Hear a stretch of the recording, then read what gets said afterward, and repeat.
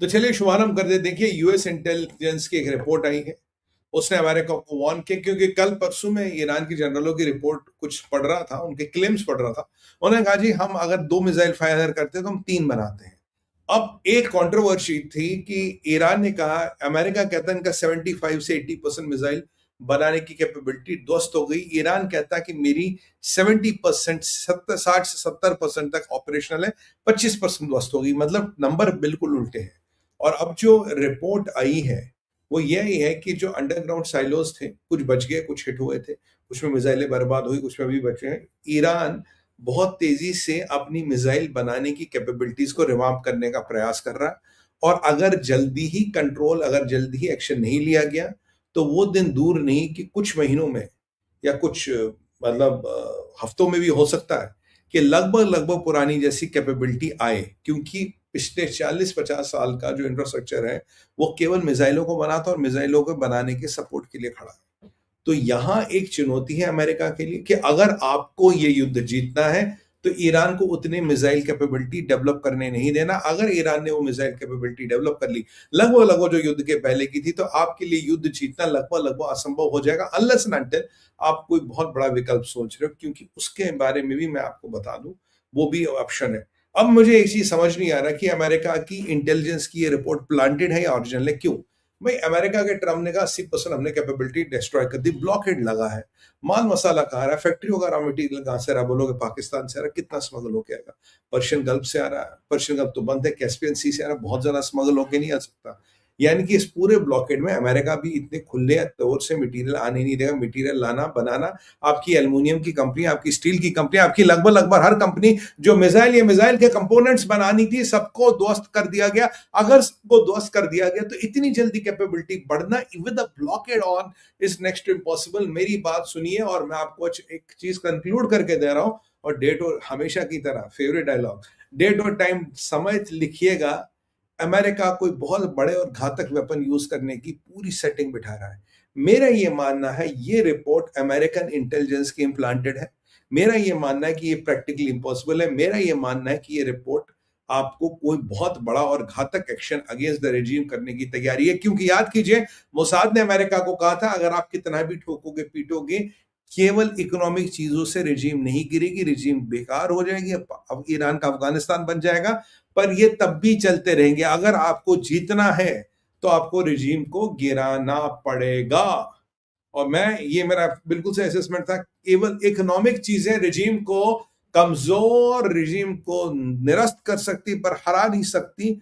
आपको कुछ और सोचना पड़ेगा, यानी कि बूट्स ऑन द ग्राउंड, यानी कि कुछ इंटरनल कॉन्फ्लिक्ट, यानी कि कुछ इंटरनल गड़बड़ी। या मैंने एक सजेशन दिया था, मैंने कहा ईरान की अपोजिशन को आप खड़ा करो। ईरान में अपोजिशन है और इन मुल्ले मौलानाओं के अंदर भी गुट बने हैं, कैंप बने हैं। अपोजिशन खड़ा कीजिए। जैसे कल ट्रंप ने एक सुर्रा डाला था कि ईरान शायद इब्राहिमिक अकॉर्ड साइन कर सकता, आज पूरे ईरान में सनसनी है। यार ये आखिरकार कौन है जो ट्रंप के साथ इब्राहिमिक अकॉर्ड साइन करने की बातें कर रहे हैं? ये गद्दार कौन है? ये मक्कार कौन है?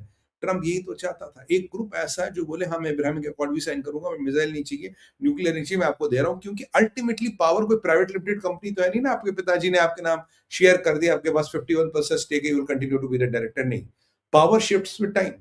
देखिए इकोनॉमिक तंगियां बहुत है, इकोनॉमिक परिस्थितियां बहुत है। पेजिस्किन कह रहे हैं मैं ब्रिक्स समिट के लिए भारत आ रहा हूं। मुझे काफी लोगों ने सवाल किया, सुमित भाई पेजिस्किन भारत क्यों आ रहा है?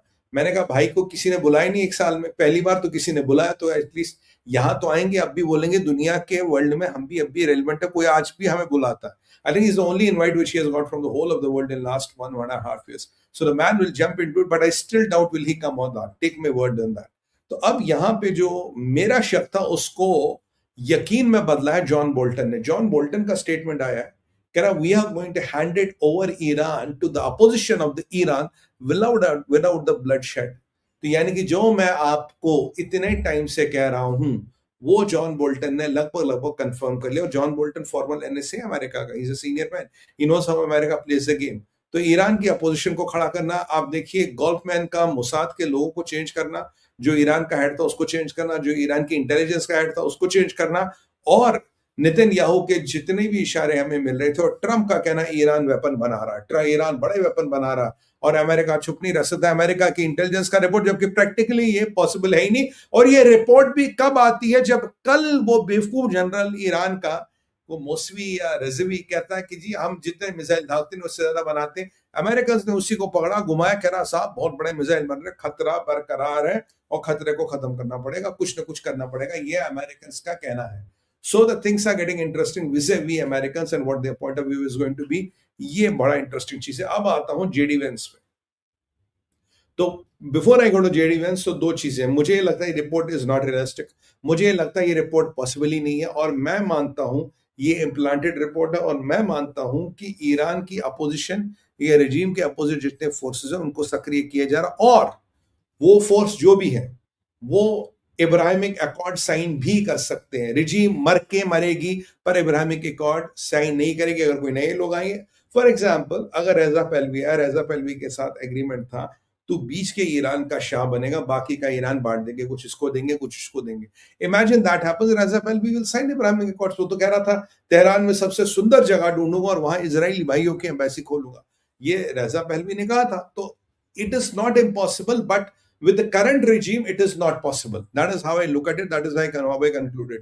Let's move to the next topic, JD Vance Iran. देखिए ये क्या मसला है, जेडी ने ईरान को धमकी दी है, बोला कि अमेरिका के पास, America has a lot of tools at its disposable to handle Iran. अब पहले रिपोर्ट, यार इनकी रॉकेट वॉकेट बहुत बन रहे, सुमित भाई क्या कर रहे हो। अब जेडी कह रहा है America has a lot of tools at it is disposable to deal with Iran, we have not run out of tools. यानी कि जेडी साहब कह रहे हैं कि हमारे पास हथियारों की कोई कमी नहीं है, कई तरह के हथियार, कई तरह की व्यवस्थाएं हमारे पास है जो ईरान को खत्म करने में हम यूज कर सकते हैं। यानी कि आप समझिए, go to the higher ramp and do. कल जनरल जमीर ने क्या कहा था, ईरान भाई टूट रहा है सैंक्शन से, but Iran is preparing for a long term war. और यहां ट्रंप को कहा था इस लड़ाई से आप जीत नहीं पाओगे, अगर लड़ाई जीती तो go up the ramp. Up the ramp एक बहुत बड़ी लड़ाई करनी पड़ेगी।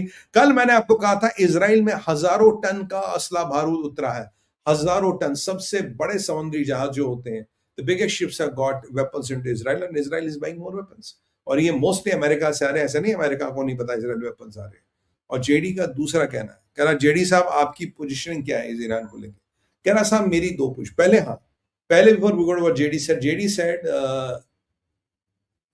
what we have many tools at disposal to handle Iran। यानी कि क्या वो इशारा नॉन कन्वेंशनल वेपन्स की तरफ कर रहा है। मैंने आपको पहले भी बोला कि लोग अमेरिका में बातें करें, आखिर टैक्टिकल न्यूक्लियर वॉरहेड्स किस दिन काम आएंगी, टैक्टिकल वॉरहेड्स किस दिन काम आएंगे, आपने बनाए किस लिए।